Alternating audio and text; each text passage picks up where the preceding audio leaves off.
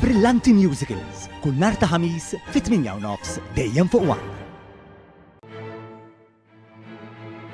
L-Orkestra Filarmonika ta' Malta għadha kif temmet sur f'żewġ tibliet fl-Italja fejn interpretat żewġ kunċerti fiswali prestiġjużi li huma l-Awditorju Parco della Musica Ennio Morricone ta' Ruma u l-Awditorju Manzoni ta' Bologna. Taħt it-tmexxija tad-direttur mużikali residenti Michael Laus, l-orkestra interpretat ix-xogħol Double Concerto for Violin and Cello ta' Brahms bis-sem ta' solisti Carmine Lauri u Erika Piccotti, kif ukoll in-Nutcracker Suite ta' Tchaikovsky.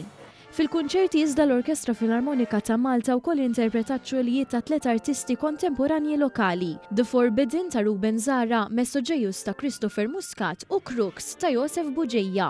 L-aġent kap eżekuttiv tal-orkestra Chris Muscat stqar li din kienet esperjenza memorabbli b'żewġ kunċerti eċċezzjonali. Kien ta' pjaċir kbir naraw l-udjenza kaloruża fiż-żewġ teatri tilqa' it-talent kbir li għandna f'Malta kemm permezz tal-mużiċisti bravi Maltin u barranin, kif ukoll id-direttur Maestro Michael Laus, is-solista Carmine Lauri li għal din l-okkażjoni ngħaqad ma' solista wkoll ta' fama internazzjonali Taljana Erika Piccotti illi flimkien mal-orkestra taw żewġ programmi ta' eċċellenza.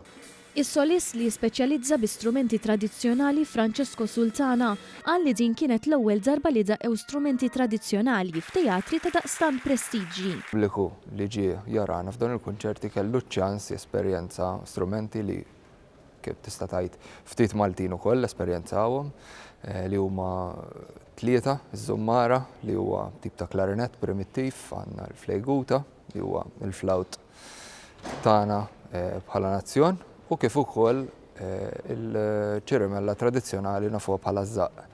Dawn kollha ndaqqew f'biċċa mużika waħda miktuba minn Christopher Muscat. Din il-biċċa mużika ntlaqat tajjeb ħafna, kien hemm ħafna interess u kurżitajiet minn nies. U ż-żewġ kunċerti jiġifieri marru tajjeb ħafna.